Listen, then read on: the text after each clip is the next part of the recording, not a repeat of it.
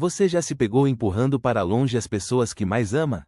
Não de propósito, claro, mas com uma espécie de força invisível que parece te habitar, quase como se você estivesse repetindo um roteiro antigo, um que você nem escreveu. É uma sensação estranha, essa de sentir um vazio enorme, mesmo quando a sala está cheia, mesmo quando você está ali, presente de corpo, mas a sua alma parece estar em outro lugar, distante, observando de longe, sem conseguir se conectar de verdade. Eu sei bem o que é isso. Por décadas, essa foi a minha realidade. Eu sou William, tenho 77 anos. E hoje, eu não estou aqui para te vender nada, nem para te dar conselhos vazios. Estou aqui para te contar uma história. A minha história. Uma história que levou tempo, muito tempo, para eu finalmente entender. Eu passei a maior parte da minha vida correndo atrás de coisas, dinheiro, status, reconhecimento. Tudo o que eu achava que preencheria esse buraco dentro de mim, e por muito tempo, eu achei que estava no caminho certo. Mas lá no fundo, eu sentia que algo estava faltando, uma dor sem nome, uma sensação de que, não importa o quanto eu conquistasse, nunca seria o suficiente. É um despertar tardio, eu sei. E sabe de uma coisa? Nós todos fazemos isso. Essa corrida incessante, essa busca por validação externa, por um tipo de amor que nunca chega de verdade, não importa o que a gente faça. É como se estivéssemos programados para isso. A gente se esforça, a gente se sacrifica, a gente tenta ser o melhor em tudo, esperando que, finalmente, alguém vá olhar pra gente e dizer: é isso. Você é suficiente. Mas essa voz, ela nunca vem de fora, não é? Você se reconhece nisso? Naquela culpa que aperta o peito quando percebe que está sendo distante com seus filhos, ou que não consegue expressar o que sente para sua esposa? Na vergonha de não ser o homem que você esperava ser? Essa dor sem nome, esse vazio que você tenta preencher com trabalho, com hobbies, com qualquer coisa que te distraia. Eu sei que você sente isso. Eu senti por décadas. E essa história, ela começou muito, muito cedo para mim. Meu pai, ele era um homem de poucas palavras. E muitas garrafas. Lembro-me dele sentado na poltrona da sala, a garrafa de uísque sempre ao alcance, os olhos fixos na televisão. Mas a mente, eu sei hoje, estava longe. Ele nunca me bateu, mas as palavras dele eram como pequenas facas, sempre afiadas. Moleque inútil, não serve pra nada, porque você não consegue fazer algo direito. Eram frases que ecoavam na minha cabeça, dia e noite. Eu lembro de uma vez, eu tinha uns 8 anos, e construí um castelo de areia enorme na praia, todo orgulhoso. Chamei meu pai para ver, mas ele só deu uma olhada rápida, resmungou, bonito, e voltou a ler o jornal. Aquele, bonito, me queimou. O que eu aprendi sobre amor e suficiência naquela infância foi que eles eram condicionados. Que eu precisava ser perfeito, invisível, ou excepcional para merecer um pingo de atenção. E mesmo assim, era uma atenção frágil, que podia ser retirada a qualquer momento. Essa era a semente do medo da rejeição que plantou raízes profundas. O medo de que, se eu fosse eu mesmo, sem máscaras, eu seria abandonado, deixado de lado, como um brinquedo velho e sem graça. Eu vivi com essa semente germinando por anos. Então, eu cresci, e corri. Corri como um louco atrás de tudo que meu pai valorizava. Um diploma de engenharia, um emprego de prestígio, um carro importado. Eu achava que, ao ter tudo isso, ele finalmente me veria. Ou, o que era mais importante, eu finalmente me sentiria visto. Atingi o pico. Aos 45 anos, eu era diretor em uma grande empresa.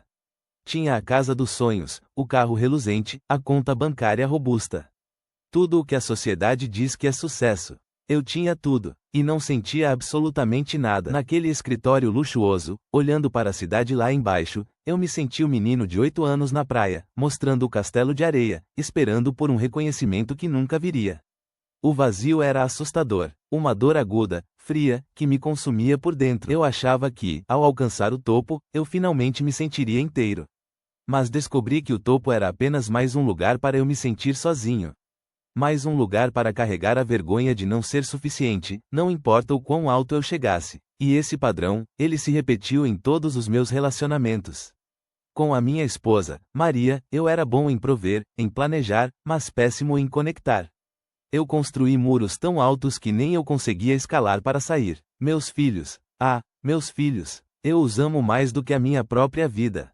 Mas por muito tempo, eu os afastei sem querer. Eu reproduzi o silêncio do meu pai, a crítica velada, a dificuldade em expressar afeto sem sentir estranheza. Eu lembro da minha filha, Ana, com uns 10 anos, me mostrando um desenho. Eu disse, bom trabalho, mas meus olhos estavam no meu celular. Anos depois, ela me disse que sempre sentia que eu estava ocupado demais para ela. Aquilo me rasgou por dentro. Eu via meus amigos. Tinha o Roberto, meu vizinho, que ainda hoje, aos 70 anos, corre atrás de cada centavo, de cada novo negócio, sempre com aquela ansiedade nos olhos, como se o tempo estivesse acabando e ele ainda não tivesse provado nada. E tinha o Carlos, meu amigo de infância, que largou tudo aos 60 para viver em uma chácara. Ele não tem muito dinheiro, mas tem uma paz que eu nunca vi em ninguém. Ele me ensinou, sem palavras, o que era a verdadeira presença. Carlos me mostrava que a liberdade não era ter tudo, mas precisar de pouco. Que a suficiência não era um estado que se alcança com conquistas, mas uma sensação que se cultiva de dentro para fora, no silêncio, na quietude. Ele não falava de liberdade financeira ou liberdade de tempo. Ele falava da liberdade de ser quem você é, sem a necessidade constante de provar o seu valor para o mundo, ou para a sombra de um pai que não está mais aqui. A presença, para o Carlos, era sobre estar aqui, agora. Sentir o cheiro da terra molhada, ouvir o canto dos pássaros, olhar nos olhos de alguém e realmente vereador. Não era algo que se compra, mas algo que se escolhe, a cada momento. E o que eu percebi, depois de tantos anos, é que essa busca incessante por coisas externas, essa necessidade de provar, de conquistar, de ser o melhor, é um mecanismo de defesa. É o medo original, aquele do menino na praia, agindo. É a criança dentro de nós, ainda morrendo de medo de ser rejeitada, de não ser amada. E ela acredita que, se você for grande o suficiente, rico o suficiente, poderoso o suficiente, ninguém poderá te machucar novamente. Ninguém poderá te abandonar. Mas essa solução externa nunca funciona, porque o problema nunca esteve lá fora. O vazio não é preenchido com mais coisas. Ele é preenchido com a aceitação do que já está aqui, dentro de você. Com a permissão para sentir. É a raiva contida, a culpa, a vergonha, a dor sem nome. Tudo isso está aí, e é real. E é ok sentir. É ok reconhecer que você tem carregado um peso que não é seu, que foi passado adiante, e que agora, você tem a chance de parar o ciclo. Você não é seu pai. Você não precisa repetir os mesmos erros. Não precisa viver com esse vazio. A sua suficiência não depende de um título, de um carro, ou da aprovação de quem quer que seja. Ela já está aí, esperando para ser descoberta. Comece pequeno. Olhe nos olhos dos seus filhos, da sua esposa, e tente ficar presente por um minuto. Não para consertar, não para resolver, mas apenas para estar.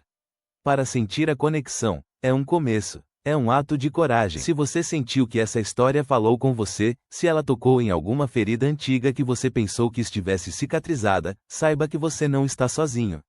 Há muitos de nós que viverão e ainda vivem isso. E se você conhece alguém que precisa ouvir isso, alguém que está nessa corrida sem fim, ou que sente esse vazio sem nome, por favor, compartilhe este vídeo. Talvez seja o que ele precisa para começar a olhar para dentro.